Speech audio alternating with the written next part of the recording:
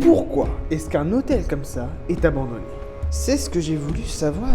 Je suis d'abord tombé sur une conversation d'il y a 11 ans. Un Londonien appelé John se demandait ce qu'il était arrivé à cet hôtel. Il dit qu'il y a passé des vacances au début des années 90. C'était un hôtel magnifique, incrusté dans la falaise. Chaque chambre avait vue sur mer. Des tunnels piétonniers traversaient la falaise pour rejoindre la ville la plus proche. Maintenant que la guerre de Yougoslavie est terminée, John a envie de retourner dans son hôtel. Il y a 11 ans, Steve, un habitant des alentours, lui répond. Il dit que l'hôtel est en cours de rénovation. Le nouveau propriétaire est un Russe apparemment. La plage a été étendue et les tunnels sont toujours là. Puis il dit qu'il le tiendra au courant de l'avancée des choses. Mais c'est le silence radio.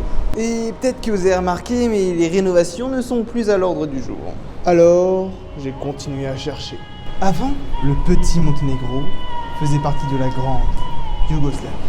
Puis la Yougoslavie a été dissoute. La vente de cet hôtel a été l'une des premières privatisations. Le nouveau propriétaire, un Russe, souhaitait agrandir l'hôtel. Mais en tant qu'investisseur, il avait donné de fausses garanties au Monténégro. La construction n'avançait pas. Après 13 ans, le Monténégro a résilié le contrat. Aujourd'hui, l'affaire est toujours en procédure judiciaire, comme un symbole d'échec du capitalisme. Autrefois, cet hôtel était la fierté de la Yougoslavie. Aujourd'hui, comme le Titanic, il a coulé.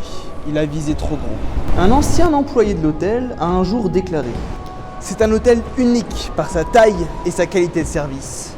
Mais il n'a pas duré longtemps. Il a coulé très vite. Maintenant, la meilleure solution pour l'hôtel reviendrait à la société mère à laquelle il appartenait, déclare le ministère du Tourisme du Monténégro. Mais c'est cette chaîne hôtelière qui avait donné les fausses garanties. Entre le communisme et le capitalisme, je ne saurais pas vous dire quelle est la meilleure doctrine. Heureusement, ce n'est pas le sujet de ma chaîne. Mais apparemment, passer violemment d'une de ces doctrines à l'autre cause des dégâts. On trouve des exemples de cela dans l'histoire de chaque ancien pays soviétique. D'ailleurs, notre spot précédent se trouvait à côté d'une ancienne auberge soviétique, elle aussi abandonnée. Coïncidence? Pas si sûr. Ça va, vous avez kiffé? À ce qui paraît, quand on met LOL dans les commentaires, ça augmente vachement le référencement. Les pouces bleus aussi, ça marche. Et si vous voulez vous abonner, ouais. Pour une fois que c'est pas moi qui meurs.